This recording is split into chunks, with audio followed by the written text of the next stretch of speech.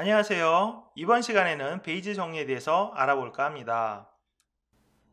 이번 시간의 키포인트는 베이지 정리 또는 베이지 통계법, 그리고 조건부 확률이 되겠습니다. 조건부 확률. 확률이 0이 아닌 사건 A와 B에 대해서 사건 A가 일어났다는 전제로 사건 B가 일어날 확률을 조건부 확률이라 하고 이와 같이 표기합니다. 그리고 이 조건부 확률은 다음과 같은 수식으로 구할 수가 있는데 사실은 이 수식에 대해서는 이전 강의에서 알아봤죠. 이 수식은 사실은 확률의 곱셈 법칙을 적용한 수식이 되겠어요. 그리고 이전 슬라이드의 수식을 정리하면 다음과 같은 관계가 성립됩니다.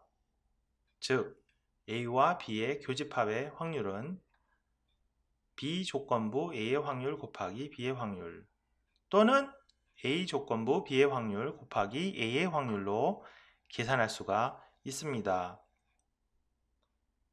그리고 여기에서 베이지 정리를 도출해낼 수 있는데요.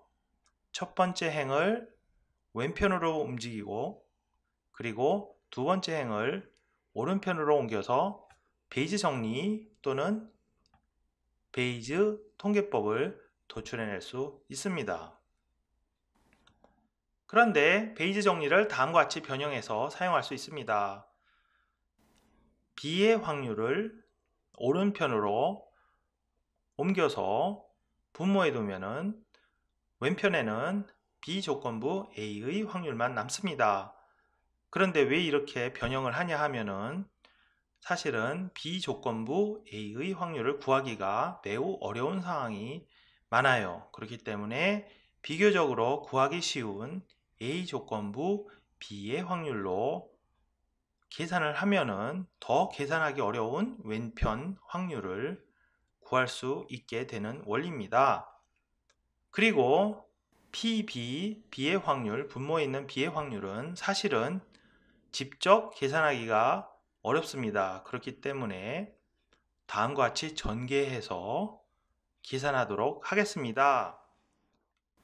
분모를 전개했습니다. 그쵸? PB, B의 확률을 전개해서 다음과 같이 표현을 했는데 이것에 대해서 조금 더 세부적으로 알아보도록 하겠어요.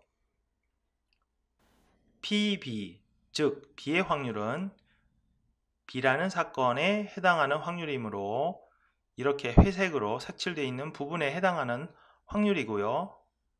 그런데 이것을 우리는 이렇게 B와 A의 교집합의 확률 그리고 B와 A의 여사건 사이의 교집합의 확률로 쪼개서 계산할 수가 있는 것이에요. 그러면 다음 문제에 대해서 한번 생각해 보겠습니다. 영상을 잠시 멈추고 다음 문제에 대해서 생각해 보시기 바랍니다. 문제 1000개의 동전이 있습니다.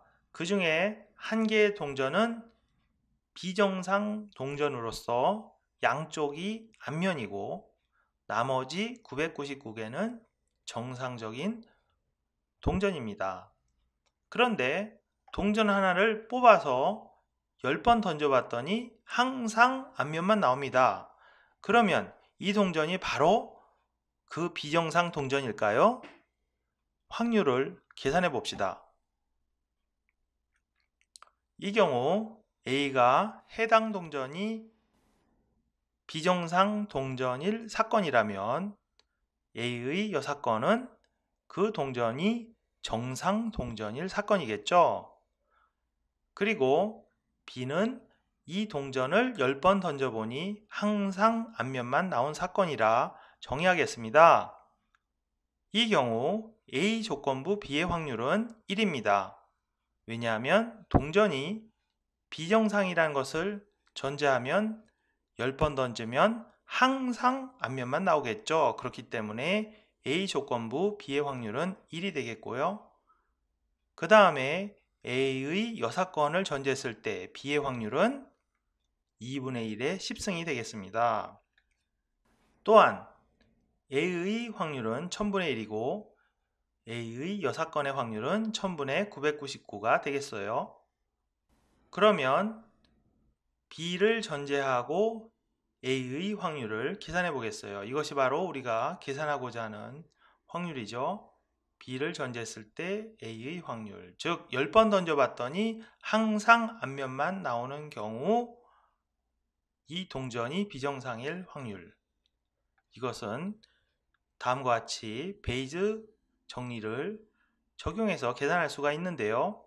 그러면 각각 확률에 실제 수치를 대입해서 계산해 보겠습니다.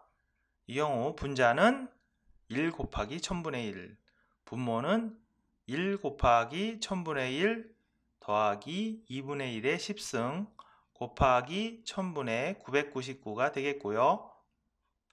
전체를 계산해 보면 0.506, 대략 51%가 나옵니다. 이 수치는 전혀 직관적인 수치가 아니고요. 베이즈 통계법을 사용했기 때문에 계산이 가능했습니다. 그러면 다음과 같은 또 다른 문제를 한번 풀어보도록 하겠습니다. 잠시 동영상을 멈추고 생각해 보시기 바랍니다. 문제, 변종 인플루엔자가 돌고 있습니다. 전체 감염자의 확률은 3%라고 알려져 있어요. 그런데 새로운 진단 방법이 개발되었는데 실제 감염자 중에서 98%를 정확하게 양성으로 진단하고 또한 실제 비감염자 중에서 95%를 정확하게 음성으로 진단할 수 있는 그런 진단 방법입니다. 본인도 이 검사를 받아보았는데 결과는 양성으로 나왔어요. 그러면 실제 이 변종 인플루엔자에 걸렸을 확률은 어떤 분은 즉답을 하여서 98%라고 이렇게 즉답을 하시는 분도 없지 않아 있으실 텐데 사실은 98% 아니고요. 베이즈 통계법을 적용해야만 합니다. 그래서 D가 변종 인플루엔자에 걸린 사건이라면 D의 6건은 변종 인플루엔자에 걸리지 않은 사건입니다. 그리고 이렇게 계산하기 쉬운 확률들을 계산하겠어요. D를 조건부로 한 양성의 확률, 즉 변종 인플루엔자에 걸렸다는 것을 전제로 했을 때 양성이 나올 확률은 98%고요. 이 확률을 사실은 민감도라고도 부릅니다. 그리고 실제 변종 인플루엔자에 걸리지 않았다는 것을 전제로 하고 음성이 나올 확률은 95%입니다. 그쵸? 0.95. 이것을 특이도라고 부릅니다. 그리고 특이도 0.95에서 도출해낼 수 있는 또 다른 수식은 변종 인플루엔자에 걸리지 않았다는 것을 전제로 했을 때 양성이 나올 확률이고요. 이것은 0.05와도 같습니다. 그리고 마지막으로 병에 걸렸을 확률은 0.03, 즉 3%가 되겠죠. 그러면 우리가 원하는 확률은 양성이라는 것을 조건부 해서 실제 감염되었을 확률이죠. 이것은 다음과 같이 베이즈 통계법, 베이즈 정리를 적용해서 계산할 수 있는데요. 객의 확률에 실제 값을 대입해서 계산해 보면 0.377, 대략 38%의 확률이 나옵니다. 전혀 직관적인 그런 결과가 아니고요. 그리고 98%의 확률과는 전혀 다른 수치가 되겠습니다. 예, 그러면 여기까지가 이번 시간 강의고요. 그러면 다음 시간에 또 뵙도록 하겠습니다. 감사합니다.